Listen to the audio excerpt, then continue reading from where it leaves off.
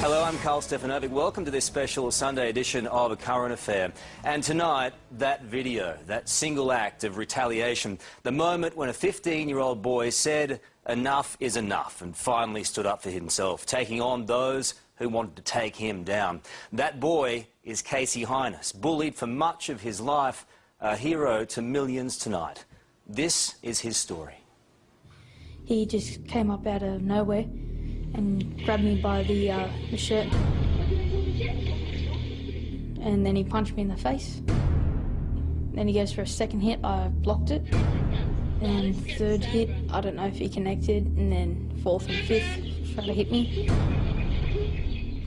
And then I actually snapped and grabbed him, picked him up off the ground, threw him to the ground in self-defense. He's the boy who stood up to a bully.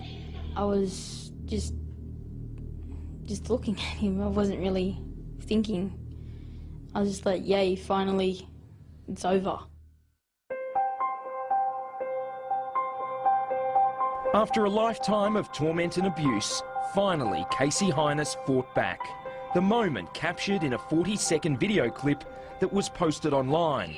It spread like wildfire, and within hours had been watched by millions of people, turning this 15-year-old Aussie schoolboy into a worldwide hero. But I saw this story that just kind of touched my heart. All right, little kid punching him, and then suddenly the big kid had too much, and boom! Ooh. He was they weren't fighting. He defended himself. If that was my son, I go, you do it again.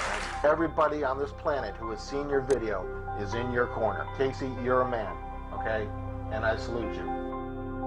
Why do you think that so many people have reacted the way that they have to what you did? Because people get bullied all the time. Ever since he can remember, Casey says he's been picked on, put down, bashed and tormented. How long has this been going on? In primary school, year 2, all the way up to year 6. And once I hit high school, one person started it. I had about 8 friends. My 8 friends ditched me that first year, and then the teasing started from there. When you say teasing, what do you mean? Like calling me like fatty and all of that, and then slapping me across the back of their head, like tripping me, throwing water bombs at me. How often would this stuff go on? Practically every day. How did you feel when those 8 friends that you had deserted you? Lonely. I was all alone. That's how the easy target came along. You had no one to back you up? Nope. Nobody. I didn't realise how much trouble he was actually in until I'd seen that video, you know. And he said, "Well, that goes on every day, Dad." And I thought to myself, "You poor little bloke, you know, how many years did you put up with this sort of treatment, you know?" Like so many parents whose kids are bullied, Casey's dad, Colin, had no idea of the full extent of his son's suffering until now.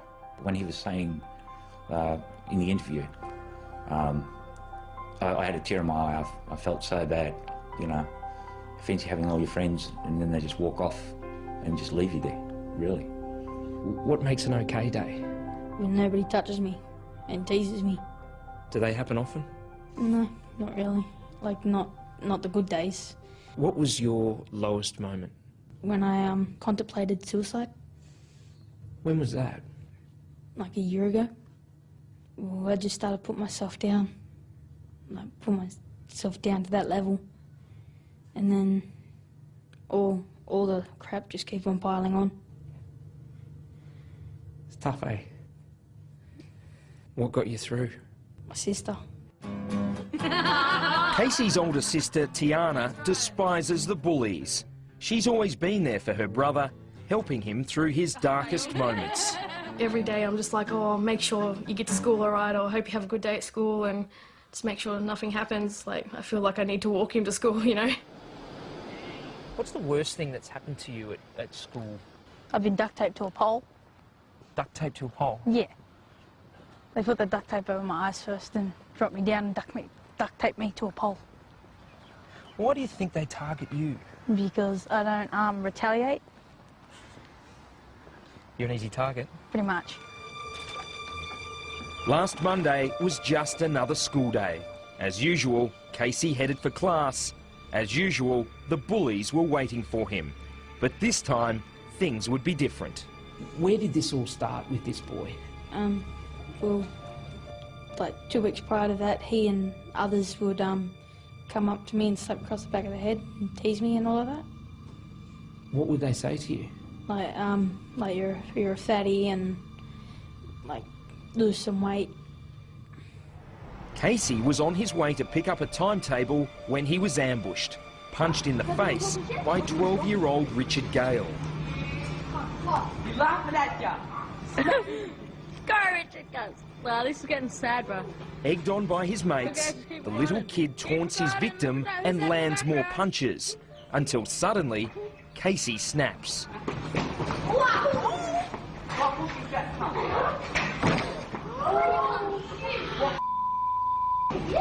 What do you think was going to happen that day?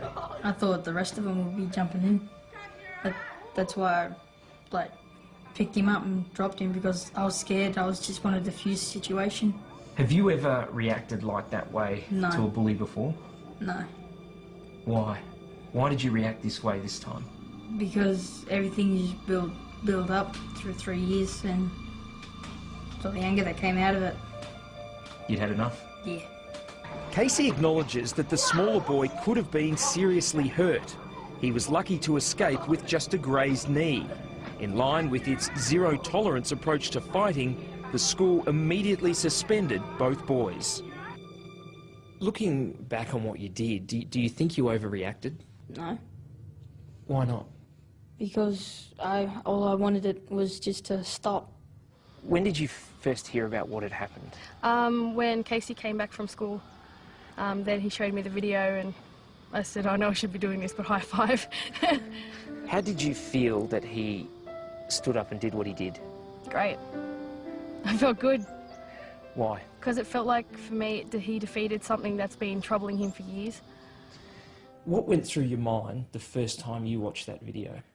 I was actually horrified at the ending. The beginning, it upset me because he was by himself. You know, I couldn't be there to help him. How do you feel about what Casey did that day? I don't condone the violence, you know, and you know it was a horrific sort of thing to see, like 2 boys in a schoolyard and it ending like that. You know, it's nothing to be proud of, but I'm glad that he stood up for himself. It's an underdog story, and you watch it and you're seeing a kid being punched and you think, oh, this is going to be awful. But then there's this twist, right? And it's a really clear narrative when the kid lays the smackdown. And when he does, in that 3 seconds, he's enacting a revenge fantasy for any kid anywhere in the world that has ever been bullied. It wasn't long before this David and Goliath battle with a difference was posted online. Within hours, it had gone viral, striking a chord with people around the world.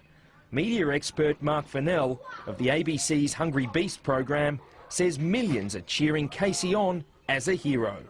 Because you can't hear the dialogue, it crosses language barriers, and because you don't know where the school is, it crosses cultural barriers, and it works because it is just so simple.